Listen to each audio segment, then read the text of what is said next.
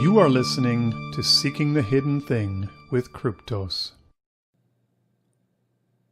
The true source of authority.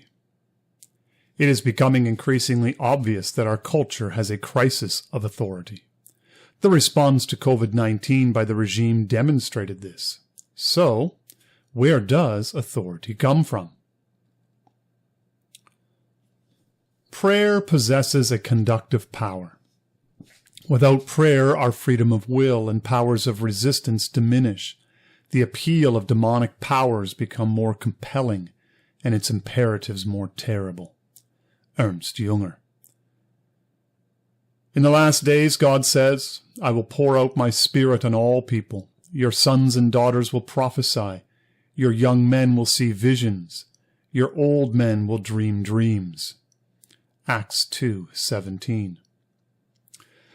Some insights take a long time to come together fully. You have all the pieces within you, some of which you have used and worked with often over the years. Then you come across a writer, a book, or an article that is the final key to a complex puzzle, the one insight that brings everything together, showing you the full import of all these other seemingly tangential bits and how they fit together into a cohesive whole. The author in this case is Augusto Del Noce, and he showed me the political import of the ideas that henceforth were merely religious and theological, perhaps a little philosophical. With our society's secular-religious divide, these ideas would seem the most comfortable today in the private realm of one's personal faith. In my efforts to bridge that divide, I have discussed them cautiously in my Substack, with the hope that a wider audience can grow more at ease with the idea of thinking theologically about the world. But once the full import of Del Noce's insight began to settle upon me, it imposes a demand that this public-private split be smashed down. In his book, The Crisis of Modernity, which I just lent to a friend, so I will be going from memory, no quotes from the book, he takes a step that few have the courage to take, and he is often sly and understated when doing so. Lots of authors, Christian or otherwise, will talk about the transcendent or the divine or even God. They will even do so in specifically Christian ways. You will hear talk about metaphysics or of being. You will hear people discussing the creation order or natural law. All of these have long, respectable academic traditions. You will even hear non-Christians and even some Christian authors talk about re-enchanting the world. But in many ways, one gets the sense that it is somewhat academic, a step removed from us. If you don't want your Christianity to be stuck in the Bible-thumping ghetto, some Pentecostal revival meeting, you learn pretty quickly how to discuss the Christian faith in respectable ways that don't get too weird, too tinged with the dangers of enthusiasm. Del Noce throws that all out the window. When he talks about the transcendent, he frequently accompanies it with another very loaded word, the supernatural. While he is very much an academic, he makes the point that what he advocates is not an abstract understanding of transcendence, but rather one that is visceral and real, something you actually experience. You don't just talk about God, you actually meet God. His fundamental argument politically is that people who actually meet God, who interact with the unseen spiritual world of metaphysics, creation order, natural law, angels, demons, and yes, God himself, represent the biggest threat to the power of the regime, which is based largely in the opposite, atheism and materialism. Materialism and immanentism. The various essays by Del Noce gathered together in The Crisis of Modernity delve deeply into this notion of modernity and its implications. He confronts a world consumed with atheism and materialism, a world in which God is dead. Or, if he is not dead, then he is an immanent force working in history and society. God is the face of progress. God is the builder of institutions and the writer of social injustices. Immanentism, Del Noce argues, is the attempt to make the transcendent at home in a world in which God is dead. To do this, the church must become more relevant to the world. On the one hand, there are those who keep to traditional forms of morality, but then do things like emphasize the Bible more as an end in itself than as a sign which points to something greater than itself.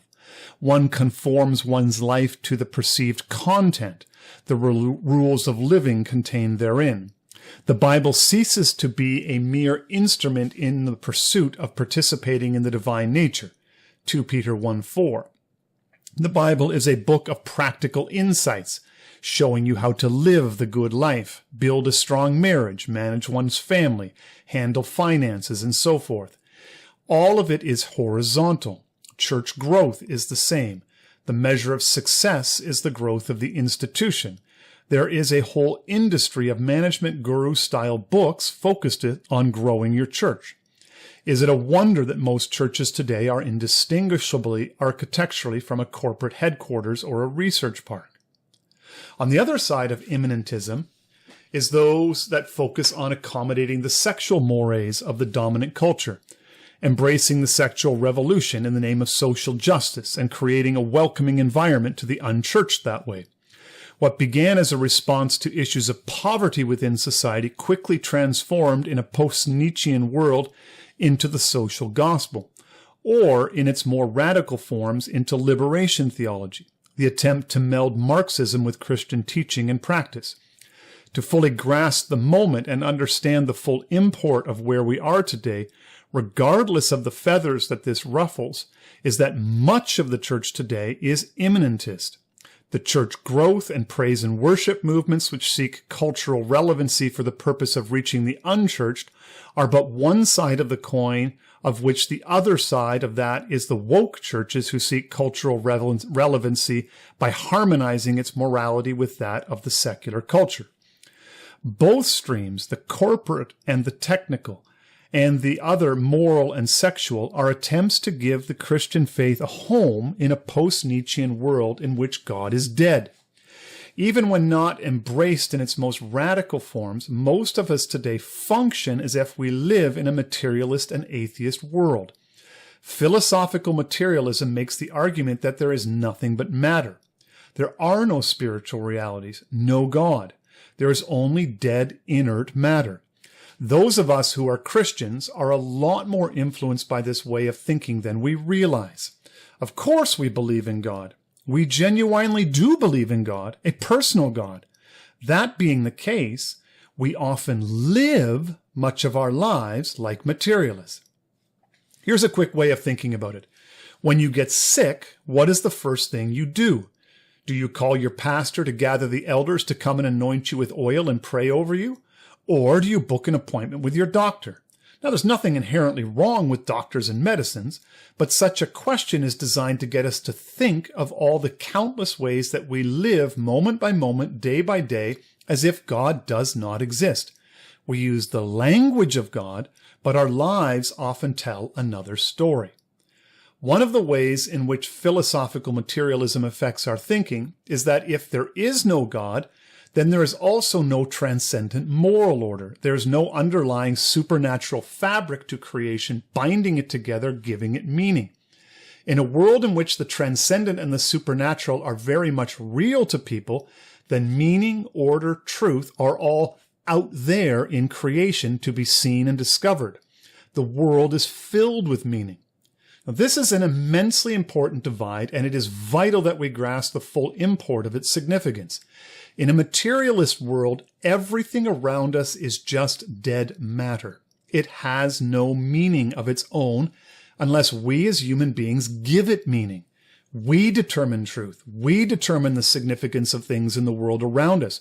When we hear people talk about being true to themselves, finding their truth, or being authentic, we know that they are operating in a world that is dominated by philosophical materialism.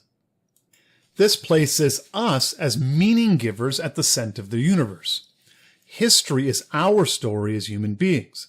The events of the world, the events of my life, your life, have no inherent meaning unless we as human beings give the world meaning. It is up to us to create the world we want and to be heroic enough to shape the world after our will. This places a tremendous burden upon us. We are now called upon to figure out for ourselves the meaning of life and the purpose of existence. Nothing tells us who we are, so we must figure it out.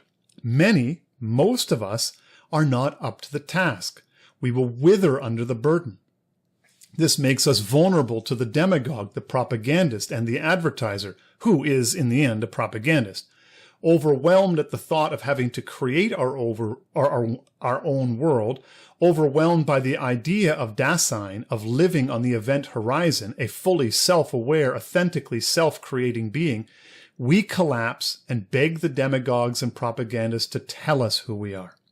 Some of us assemble a somewhat coherent identity out of a mishmash of education, career attainments, brands, ideologies, fandoms, associations, and orientations. Others collapse under the weight and slip into alternate realities created for us by the masters of mass media, video gaming, or social media. The implication of transcendence and the supernatural. But what if God is not dead? What if there is a real, unseen order that binds everything together? What if this order, even if we cannot perceive it directly, provides all the categories by which we understand the world, not just materially, as in physics and chemistry, but morally as well? What if it gives us more than this? What if this structure reveals itself in and through human behavior and interactions? What if there is a kind of archetypal programming which reveals itself in and through stories and symbols? What if it is more than this? What if God is intimately involved in the moment-by-moment governance of the universe he created? What if this order, the stories, and the symbols are not things distinct from God himself, but are bound up in God himself? What if God was aided in this task by a whole host of unseen created beings whose task is to help in the moving of the winds and the growing of plants? What if people in their ignorance worship these beings as divine, and these beings in rebellion against their creator stole that worship for themselves rather than giving it up to God himself? Del Noce wants us to open this whole set of problems, transcendence and the supernatural. It is people who are deeply connected with the transcendent in a real and meaningful way who are the biggest threat to the secular regime. He argues at length that it is precisely these people who are in the crosshairs of the regime. The goal is to stamp out Christianity or make it fully accommodated to a God is dead world. Now, he's not talking about some kind of make-it-up-yourself syncretism. He's not talking about some neo-pagan revivalism. On the contrary, he spends significant time working through the idea of tradition. Del Noce argues that unlike post-Nietzschean mythological relativism, or the past utopianism which inspired the fascists, modernity is not something that is axiological, in that the past is not closed off to us. He argues that there is a living tradition which can be tapped into, a well that can be drawn from. What he is talking about is a re-engagement with the supernatural within the boundaries of the living Christian tradition, thus under the living authority of that tradition. We are not merely trying to give life to something long dead, nor are we trying to return to a mythical past utopia. Rather, we are tapping into and submitting ourselves to something which is still alive, even if deeply wounded. While essential, this quest can be dangerous. Many of the unseen beings are malign and evil and want nothing more than to deceive, enslave, and destroy you. This is why it is essential we do this rooted within the Christian community and within Christian tradition. Engaging the transcendent, that is, the triune God of Scripture, the Fathers, and the living church in its full supernatural import, means first of all making a shift from us as human beings at the center of the story in which we give the world meaning, to us being immersed in a grand divine drama as well as a web of order, rules, archetypes, spiritual beings, God's wisdom, as well as God's own presence. It is the reality which surrounds us all the time, ordering and informing our lives, even if we don't see it. One of the tasks of the spiritual life, of the spiritual journey, is learning to see. This process of seeing is at the heart and core of making our salvation in Christ not merely something that we believe in without any lived experience, but rather as something we experience firsthand, even if only in part. Paul says to us that we see now as in a mirror dimly. Even if experienced only in part, a partial participation in the divine nature is no small thing and goes a long way to reverse the alienation we experienced as a result of man's disobedience. Our supernatural experience of God and the fabric of his creation order is a direct challenge to the materialist and the atheist. They will do all in their power to cut us off from and blind us to these realities. They will argue that God does not exist. They will tell us that we have killed him. They will try to convince us that all of our needs can be satisfied materially. They will try to embarrass us into silence. Only backwards people actually believe all that superstitious stuff. But our actual living belief, our lived experience of the supernatural transcendent God, is proof that the whole worldview of modernity is built on an empty lie. Instead of a life built on vain falsehoods, our life gains meaning and purpose when we align ourselves to God, his truth, his patterns, his archetypes, pregnant with meaning all around us. The spiritual mode. So how do we come to see this reality? How do we become seers? First of all, we have to note that all of us are born with the capacity to see. I loosely subscribe to Herman Dooyeweerd's understanding of humanity and the world around us, that there are a number of intersecting realities or aspects which make up both humanity and the world. Each aspect of the world and humanity has its own characteristics, its own mode of expression and understanding. These modes intersect and mix with each other, while at the same time retaining elements incommensurate with other aspects. There is the physical, the aesthetic, the juridical, the historical, the linguistic, the political, the mathematical, among others. It seems right to me that there is a spiritual or mystical aspect to our humanity, a capacity within all of us to see and to grasp not just metaphysical realities, but also things like the natural moral law, as well as archetypes and even actual spiritual realities like God and other created beings. Just as with other natural capacities, some of us are born with more capacity than others, like the ability to be physically in shape. You can be fit, but not all of us will be elite athletes. And even if we are athletes, not all of us would compete in the same sports, nor are we built to do so. A right tackle is not built the same as a wide receiver. Just because you can run does not mean that you can catch. And just because you are faster than 80% of the population does not mean that you are ever going to stand on a podium. In different ways, you can enjoy sketching and pottery class, but that does not mean that your works are destined to hang in the Louvre. While this innate spiritual capacity does intersect with other aspects of our being, it is also something unique unto itself. We can talk about the spiritual and the supernatural to a point. Eventually, though, we reach that limit where language or art or music or even the legal, for example, can no longer communicate what we are sensing or experiencing with this capacity. As with other capacities, it can remain stunted and out of shape. In the world of Western culture, this is generally the case. The West has been built by maxing certain aspects of our human capacity while neglecting others. We have advanced scientific and technical capacities. We have advanced rational learning, and we have advanced the economic aspects of life at the expense of the moral, the legal, and the spiritual. Not only have we allowed some of these capacities to wither, but we have upended the proper hierarchy of these aspects. We have placed A lower aspect, the economic, for example, above the interpersonal, the moral, and the spiritual. The upending of this hierarchy has resulted in a natural erosion of the true source of authority in our society, a topic which Del Noce dedicates a significant amount of energy to understand. During the late Middle Ages, new forms of learning and new forms of economics were confronting a world in which the traditional forms of authority had grown corrupt and sclerotic.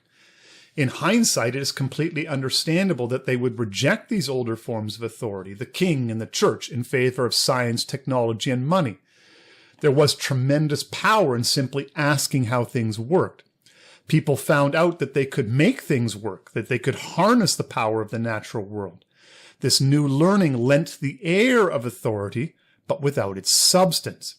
Just because science and technology could make something work, it is incapable of telling us whether or not we should make it work. Many have tried to formulate a new horizontal framework for morality, but all have failed.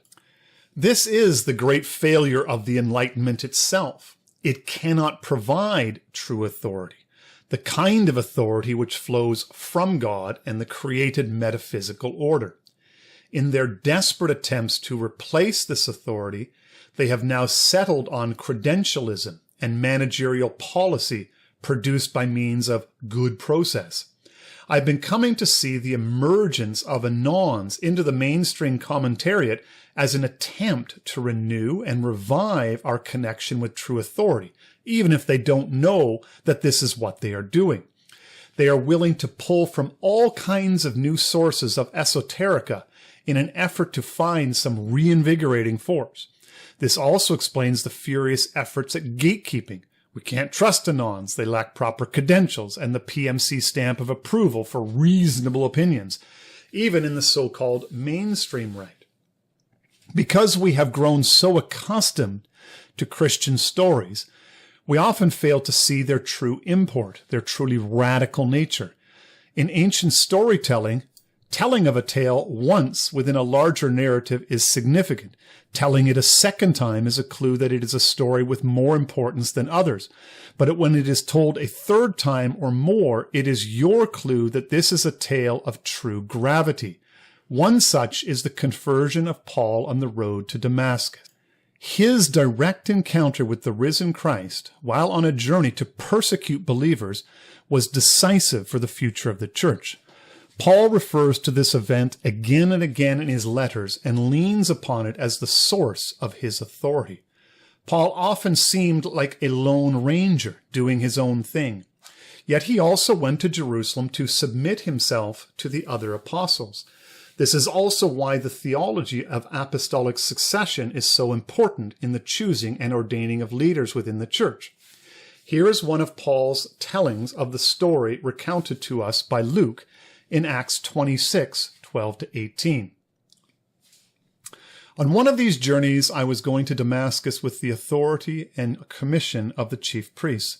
About noon, King Agrippa, as I was on the road, I saw a light from heaven, brighter than the sun, blazing around me and my companions. We all fell to the ground, and I heard a voice saying to me in Aramaic, "Saul, Saul, why do you persecute me? It is hard for you to kick against the goads." Then I asked, "Who are you, Lord?" "I am Jesus, whom you are persecuting," the Lord replied.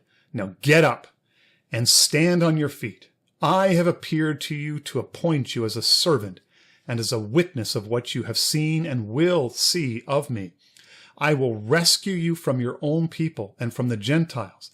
I am sending you to them to open their eyes and turn them from darkness to light and from the power of Satan to God, so that they may receive forgiveness of sins and a place among those who are sanctified by faith in me." What is interesting about this passage, other than the theophany Paul experienced, is how it frames his task, and thus the task of the church. Paul is not engaged in a horizontal mission to plant and build churches. Paul is a foot soldier in a supernatural war. The curtain, the veil, is being pulled back, as also happens in John's Apocalypse. so that we are able to see the true supernatural import of what we are doing. We are opening people's eyes. We are helping them to see what? Their true spiritual condition, their need for salvation, but also just simply to see. We are at work helping Christ to liberate people from their bondage to Satan. As a side note, there are just two categories of people: those who are in Christ and those who are in bondage to Satan. And yes, that does include even the nice people who are not believers. Gaining our sight. Because the ability to see the supernatural is an innate part of our humanity, we must also recognize that this ability can be exercised within and outside of a relationship with Christ. People who are in bondage to Satan can also see. And this is generally the easy way to gain supernatural sight. The devil is quite willing to lie and deceive people so as to corrupt and enslave them. In a world of sin and evil where there are real, malign spiritual entities out there, this is dangerous ground. But if we walk away from it because of these dangers or because it attracts oddballs and weirdos, we are basically ceding this ground to the evil one and cutting ourselves off from true divine authority. For your average rationalist or scientifically minded person, we are probably several bridges too far at this point. In essence, we need to listen to the God-appointed seers when they impose limits upon us and tell us no. Much of what ails us in Western society is that we have not just allowed our supernatural capacity to wither, but we went the next step to deny and cut ourselves off from the supernatural altogether. We bear the fruits of this today. Just look at what happened during COVID. In a world without real authority, how did follow the science work out for us? The credentialed have set themselves up as gods, but they can't be the voice of God because they deny such things. So with that warning in mind, how do we regain the use of our sight? Let's turn now to the biblical material and get a glimpse, an introduction to what is going on with spiritual sight and seeing. Once you start to pay attention to this seeing thread within the Bible, you discover that it is pretty much everywhere.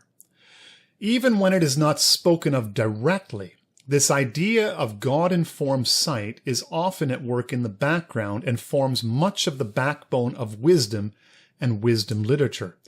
John describes Jesus as the Word. That is the living embodiment, the fulfillment of wisdom, of the seer.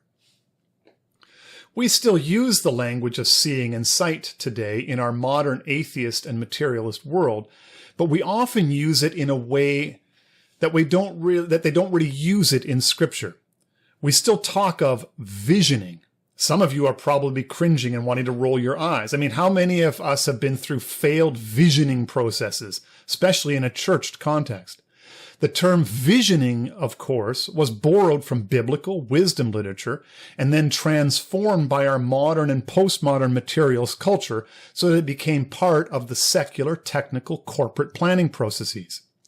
Instead of us seeing the actual spiritual realities out there, as good materialists, we place ourselves at the center of the process. We ourselves try to forecast, predict, or even visualize a future that is not there, that we can then make real by developing a plan, marshaling resources, and harnessing technology and systems to make this a reality. This is the essence of technique and the technical planning process.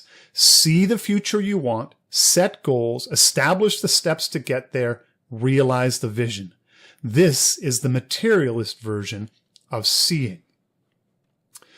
We as churches have then borrowed back our own language of seeing and sight, but now it's used in a way that tries to sanctify or spiritualize a kind of materialist 5-year corporate planning process with God language.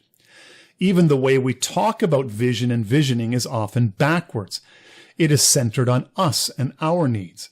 Like all who live in our materialist God is dead world, We tend to think of ourselves as the primary actors in the story. We are at the center of the story. We want God to give us a vision, a plan for us and our future. The center with most of our visioning process is with us. We want a vision from God, or at least we want to believe we got it from God. If we are brutally honest with ourselves, it is about us. We want God to make us feel special by giving us a special plan for the future, a special vision. We then apply this vision, and we then shape the world. In much the same way, I want a vision for my life. We want a vision for our church. It's about me. It's about us. The whole visioning process is focused on us and our wants, our needs, our future, our purpose, our meaning in life. Even though we cling to a belief in God, we want God to fill the needs that our godless, materialist world has created in a way that is in harmony with a godless world. We want God to give us a sense of meaning that we can then use to order and give meaning to the world around us. We have placed ourselves at the center of the picture, and we want God to validate our lives, our church, even our society, by making us feel like we have some special vision from God for our future. Bottom line is that in many ways, we are, as Christians, have also bought into the self-centered attitude of a materialist world, but we have glossed it all over with biblical language. And this is why so much of what the churches do today is often so ineffectual and has so little impact on society. It is all backwards. We use the language of seeing, but we don't really see. We no longer see the transcendent and spiritual realities all around us, so we adopt PMC corporate vision speak and call it Christian or biblical when it's just another form of immanentism. It is a church compatible with the modern materialist world. This is essentially Jesus' message in John 9, where he says, "For judgment I have come into this world so that the blind will see and those who see will become blind." And to this, the religious leaders of the day got offended and asked, "Are we blind?" To which Jesus responded, "If you were blind, you would not be guilty of sin, but now that you claim to see, your guilt remains." Unfortunately, we live in a time where everywhere we look, our religious leaders are telling us that they see, that they have religious vision, and one gets the sense far too often that we are being led by the blind who don't even know that they are blind. So what is this seeing thing all about? What is God-informed sight? Well, I think the first thing that we have to see, and there's that word again, the first thing we need to see is how intimately spiritual that sight and seeing are. It is deeply bound up with our journey with God and being in Christ. It is woven into the journey of faith and the ways God can challenge us and test us through the sacrifices he demands of us. Unfortunately, most of you can't read Hebrew, and because of this, you are at the mercy of translations. Even good translations are a kind of interpretation that imposes certain traditions and conventions on a text. And even good translations sometimes obscure the language of the original. In English, we like to vary up our word choices so as not to repeat the same word over and over again. Hebrew, on the other hand, often conveyed meaning by repeating words and using the same root consonants. Hebrew is built around 3 consonant roots, which are then given different vowels, suffixes, and prefixes as needed. A lot of meaning can be conveyed in a story when you hear the root, or even a similar word with a similar root used together. The poetics of the language happens often at this level of word choice and sound. And we don't really listen to stories anymore. We analyze them. We take them apart and we try to figure out what they mean, what the theological principles are. In Western parlance, we usually work to distill from every story its propositional universal truth that we can then carry around with us context-free and apply to new situations as needed. But these stories are one of the means by which we access the unseen world of the metaphysical order. They are one of the ways in which God and his creation order are revealed to us. Like we talked above, the subjects of these stories are like Olympic athletes of participation in and the revelation of God and the archetypes he has embedded into the world all around us. Through them, we are able to see in lesser ways the ordinary revelation of God in and through the world. We become fully who we are by participating in the same archetypes in the same way, but generally with less boldness and intensity. Because of the vivid way these realities were seen in these personages, these archetypal tales were told and retold. They are the vehicle by which supernatural and transcendent realities become revealed to us. When we conform our life to them, when we live into these stories ourselves, we participate in their meaning and our lives gain meaning through them.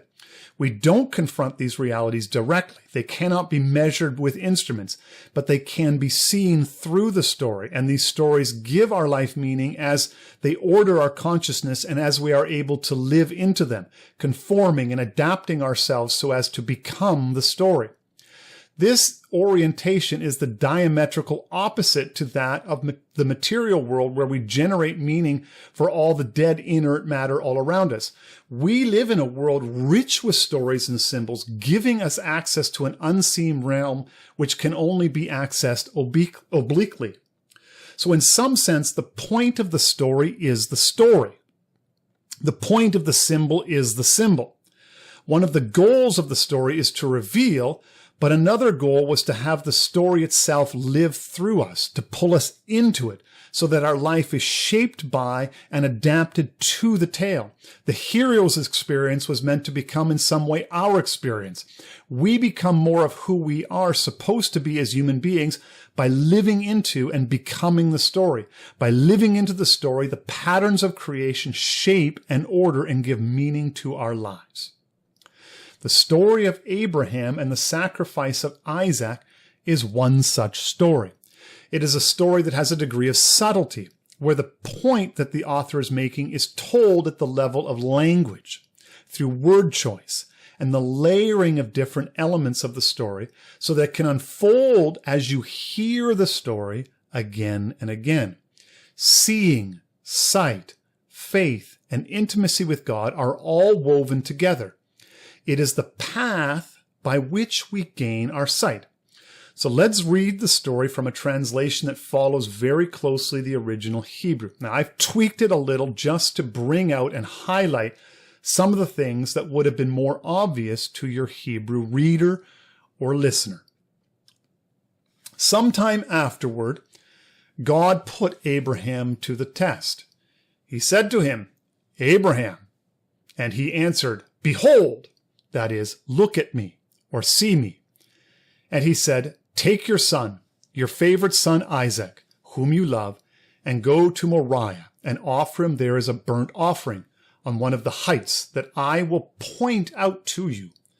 So early the next morning, Abraham saddled his ass and took with him 2 of his servants and his son Isaac.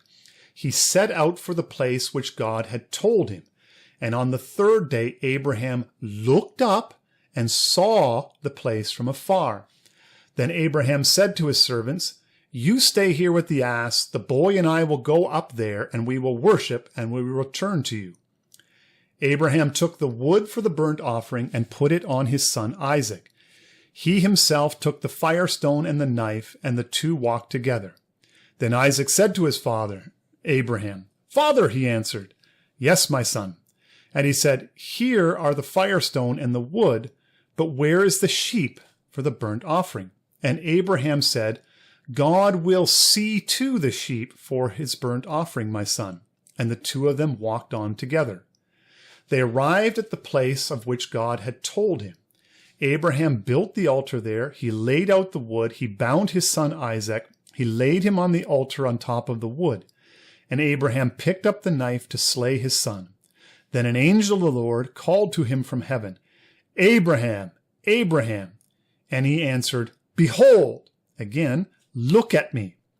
And he said, "Do not raise your hand against the boy or do anything to him. For now I know that you fear God, since you have not withheld your son, your favorite one, from me." Notice the confluence of the angelic presence with the presence of God himself.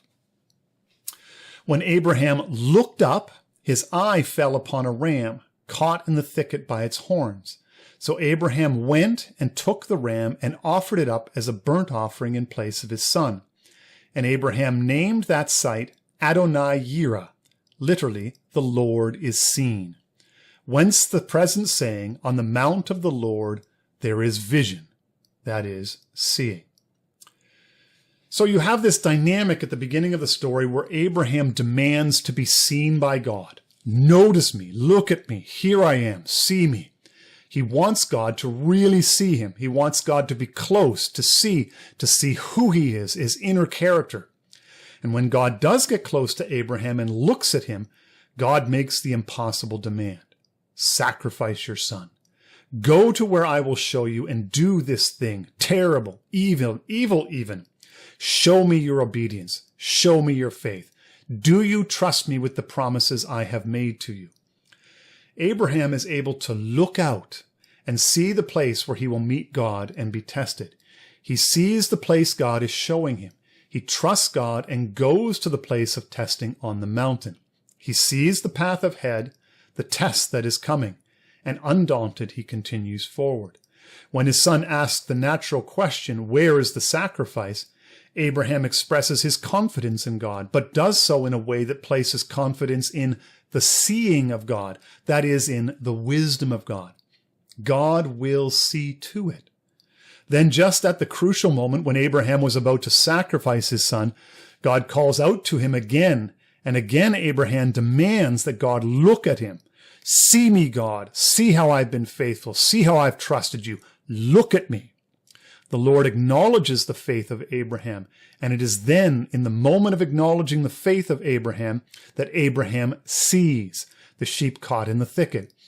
And as with many Old Testament stories, Abraham tells us of the importance, the significance of the place by naming it Adonai Yireh, the Lord is seen. The reason for this is that on the mount of the Lord there is vision. The Lord showed Abraham the place where he was to go and the sacrifice he was to make, and Abraham went, and he was tested. And in the middle of this test, he saw the Lord deeply. He saw the character, the heart of God, and God saw him. In the end, it was not so much the content of what he saw in God, but the reality that he saw God and was seen by God. It was in this crucible of testing, the sacrifice he was asked to make, that Abraham was able to come to truly see God. And as a result, he gained his sight. He gained wisdom. The deeper meanings and the structures of the created order lay open to him. It is not so much that Abraham had or possessed anything, a new knowledge, but now he was seen and he could see. In many ways, this is the difference between biblical thinking and modern thinking. We are always looking for knowledge, as in knowledge is in power. For us, we want to learn things, to know things that will enable us to manipulate objects, build things, harness energy, organize people. It is scientific, technological, and technical. It is organizational. With knowledge, we can make, do, build, and organize. We have power. But with the Bible, wisdom is a very different thing. Wisdom is God-inspired seeing. It is the journey of Abraham up the mountain. My longtime readers will recognize this next passage, one that I have used a couple of times before to illustrate this point. Proverbs 24, 4 and 5. Do not answer a fool according to his folly, or you yourself will be just like him. Answer a fool according to his folly, or he will be wise in his own eyes. So what is it? Do you answer a fool or not answer a fool? And this pairing unfolds the essence of wisdom. With wisdom, you don't have the answer to the question. There is no knowledge. There is no rational content. But in the moment when you see the fool, you will know. You will use your God-informed sight that you gained on the mountain like Abraham, and you will see the correct path to walk. You will see the correct choice. And this is who we are supposed to be. But especially this is who our elders and our spiritual leaders are supposed to be. This is the fount of authority that Del Noce talks about. Our society tells us to trust the science. Our society demands that we bend the knee to the Harvard grad. But what we truly need are men who have been up the mountain like Abraham and can see the fullest sense of the word. They have the earned spiritual authority. They have wisdom. They are men who in the moment will see the correct path to take with their God-informed vision. We are seeing, and there's that word again, a picture come together. It is a subtle concept, and I think that it is this way on purpose. It's not meant to be easy to gain sight, to go up the mountain like Abraham and see God and be seen by God and gain your sight. It is the pearl of great price. There's another layer that we need to add, and it is Jesus, the Word, wisdom made flesh in a man, who adds the final piece. We turn to the Gospel of John, and this is not by accident, as John, more than any other author, draws out for us this theme of Jesus as the living embodiment of wisdom, the Word made flesh who dwelt among us. John 5:19. Jesus gave them this answer, "Very truly I tell you, the Son can do nothing by himself. He can only do what he sees his Father doing, because whatever the Father does, the Son also does." This is the essence of how it works. The Son can do nothing by himself. The Son of God has no plans or projects of his own. He can only do what he sees the Father doing. So Jesus looks around him and with his God-informed vision looks and sees God the Father already at work. God is doing things. The world is filled with the move and actions of God. Whatever the Father is doing, the Son is also doing. Jesus says that I look and I see what God is doing and I join in. Jesus knows, trusts that the Father loves him. God shows him what he is doing, and then Jesus joins him. This is very much the opposite of how we approach the visioning or planning process. We generally begin with ourselves. We begin with our lives as individuals or as a church. I want to know God's plan for my life. We want to know God's vision for the church. We want to know how a politician's plan for the country and its problems. It's almost like a kind of fortune telling. We want God to reveal our future to us. We want God to give our lives meaning. We want God to give our church purpose. We want God to give our society meaning.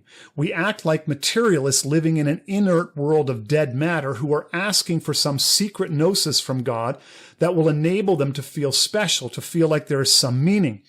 But they are looking for God to give it to them so that they can then use this special gnosis to give meaning to the world and to their lives. It flips everything around and makes us the center of the universe, the main actors in history, even as we call upon God to give us vision. We don't really want to see, nor do we want to have a plan.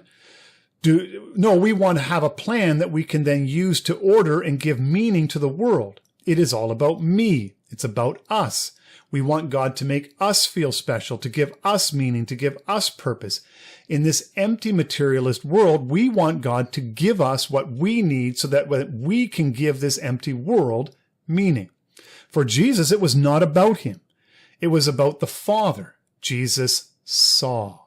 He used his God-informed vision to look around him and see where God the Father was at work, and then he joined in with what the Father was already doing. God is already at work all around us.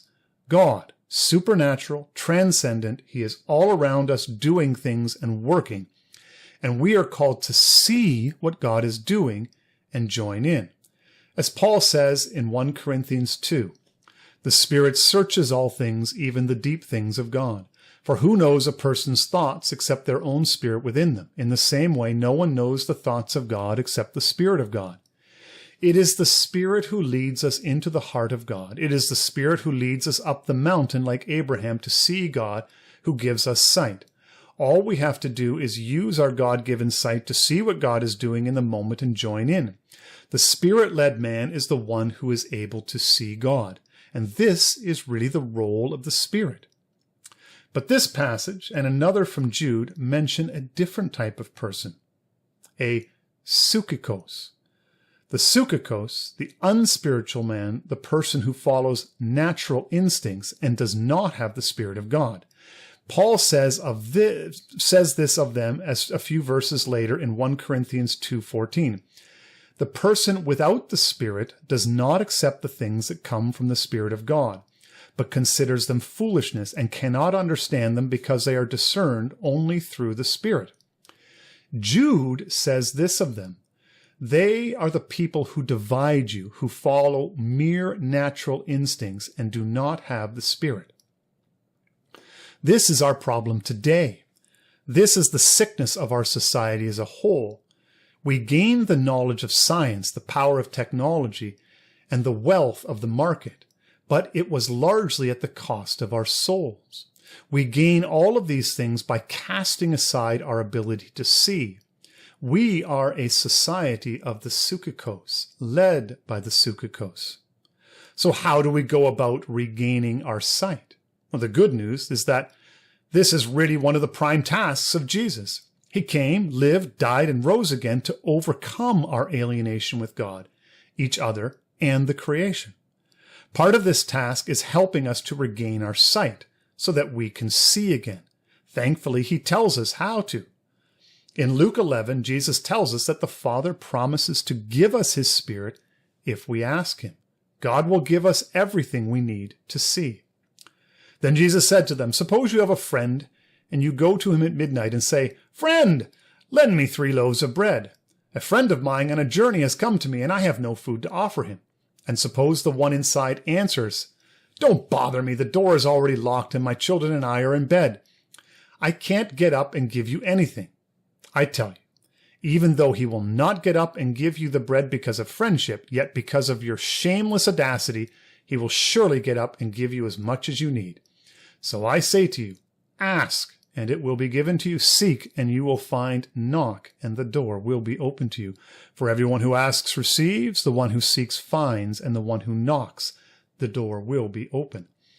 Which of you fathers, if your son asks for a fish, will give him a snake instead? Or if he asks for an egg, will give him a scorpion? If you then, though you are evil, know how to give good gifts to your children, how much more will your Father in heaven give the Holy Spirit to those who ask him? Basically, we begin by asking God. Jesus tells us that the Father wants to say yes to us. Just ask him. But that request is just the beginning of the journey.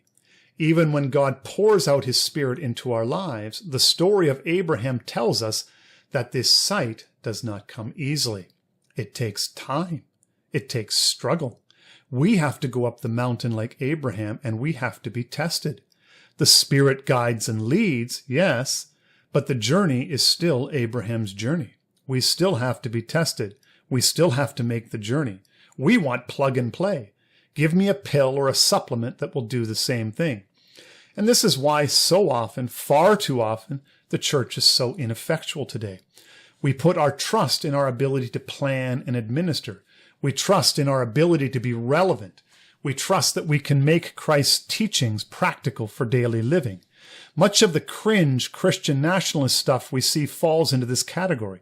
We want to sidestep the journey up the mountain that Abraham took, and we think that we can lead the church, lead people without that journey. And then we think we see, but we are all the more blind because we think that we see. The community of believers was meant to be led by men who were led to the heart of God by the Spirit, men who truly see, men who have taken Abraham's journey, who have been tested and can see, men who know in the moment whether to ignore or to correct a fool, men who see God at work and who have the courage to join God in what he's doing. The call is, if you have not taken that journey up the mountain of God like Abraham did, is to make that journey, be tested by God, and learn to see. Ask God to lead you up the mountain. Ask God for your sight. Let the Spirit guide us to the heart of God. Let the Spirit open our eyes. Look around. See what God is doing.